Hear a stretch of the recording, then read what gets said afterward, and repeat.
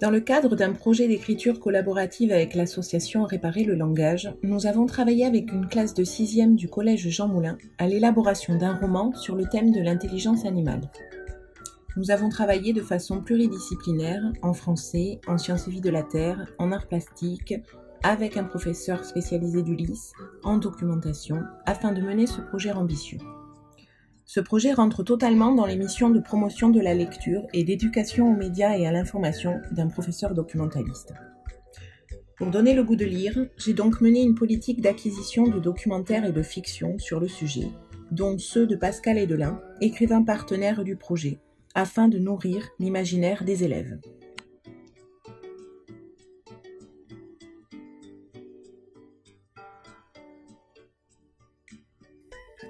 Pour travailler les compétences documentaires du cycle 3, j'ai construit une progression pédagogique contextualisée pour ce projet. Les élèves ont donc travaillé sur l'utilisation des documents du CDI dans une recherche précise, la recherche documentaire, l'exploitation des documents, le questionnement d'un sujet et les mots-clés. Ils ont ainsi travaillé des compétences numériques à l'aide de tablettes, outils incontestablement attractifs pour nos élèves, tels que la sélection d'informations dans une vidéo, l'exploitation de ressources numériques, la recherche documentaire d'images ou de sons dans une base de données libre de droit. La première des choses a été de s'organiser à plusieurs professeurs dans le temps pour respecter la date butoir de remise des tapuscrits afin que le roman puisse être édité.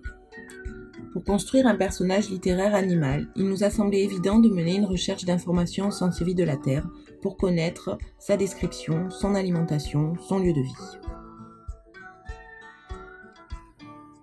Pour comprendre ce qu'est l'intelligence animale, j'ai réalisé un padlet de vidéos sur les différentes familles d'animaux afin de choisir ceux qui nous paraîtraient les plus pertinents pour devenir les héros de notre histoire.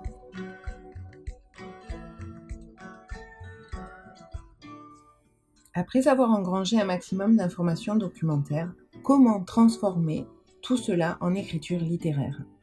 Comment transformer un animal en personnage?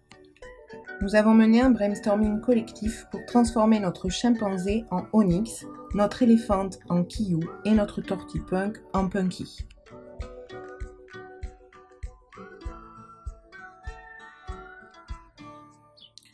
Comme nous avons sélectionné 3 personnages, une tortue, un chimpanzé et un éléphant, il a fallu réaliser des fiches missions et faire des groupes pour que les élèves fassent des cartes mentales en ligne et travaillent ainsi la collaboration.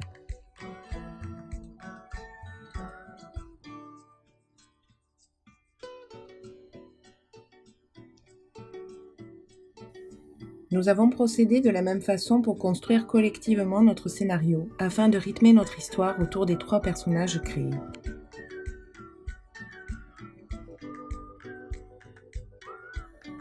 Le travail d'écriture s'est fait en classe de français avec l'aide de Pascal, qui est venu nous apprendre à détailler pour rendre plus vivant, à maintenir le suspense d'une histoire en se posant toujours la question de notre rapport au lecteur.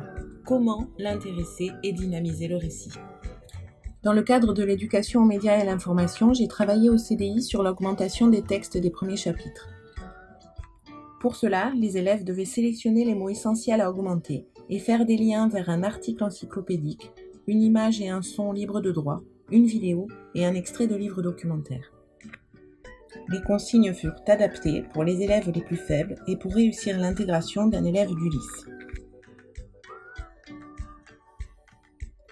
Le logiciel ou application Book Creator permet de réaliser de façon assez intuitive des augmentations de texte. Aussi, avec un tutoriel technique, les élèves se sont lancés.